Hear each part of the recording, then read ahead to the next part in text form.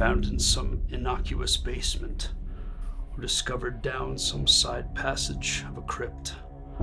Moving about in folklore and the more occult side of the criminal underworld, he is known by many names. The Crushed Man, or He Who Suffers Blindly, and rumors swirl about of his being even some manifestation of Nyarlathotep himself. He is an ancient being, cursed beneath a great weight of incalculable height. Yet this weight allows for his shallow breathing, a physical reminder of some primeval demon lord who was angered by the cursed man's ascension to power. Despite this curse, arcane dexterity and nebulous machinations combine nearly inexhaustibly towards unknowable ends, but never to be free. Such maneuverings are oftentimes done much through the eyes and the hands of those that serve him. He has been worshipped, hated, prayed to, and blamed at various times in his history, and deserves perhaps more blame owing to his desire to cause jealous, bitter chaos wherever he is sent or summoned or decides to wander.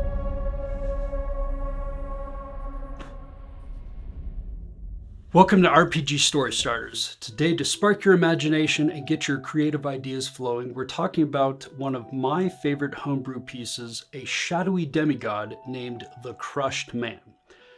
We've got three components for a story, right? We've got a name, a setting, and a dilemma.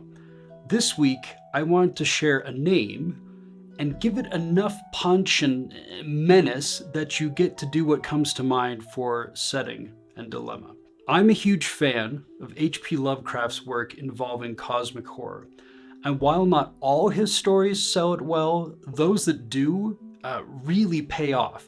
Lovecraft's genius is in the way that he doesn't ever show you the full magnitude of the monster, but you still know from the story and the context something bad is out there, either coming or lurking, and you fear for the characters. Don't show your players the full magnitude of this weird demigod, the Crushed Man, but use him as a way to help players feel a bit of urgency without having to know all the answers to all the plot questions, getting them to be comfortable with some ambiguity.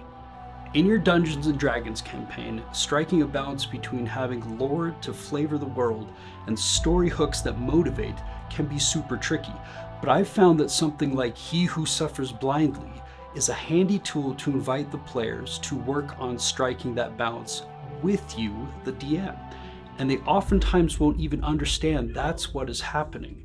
They will start to ask the questions of the world: who is this character? Why did we have a vision or otherwise visitation of this creature? And who's in league with this weird shadowy figure? This is where a nebulous entity like the Crushed Man comes in handy. He could visit the party in a vision, or he could seemingly talk to a boring NPC and let slip that he's an emissary of a dark power, playing in the shadows at plans too big and spanning decades or even centuries, and that the party has but a small part to play in it. That's when you introduce one of your plot hooks that the party missed from before, or even better yet, let your players craft the story as they ask questions and search for answers, running with the stuff that sparks your imagination.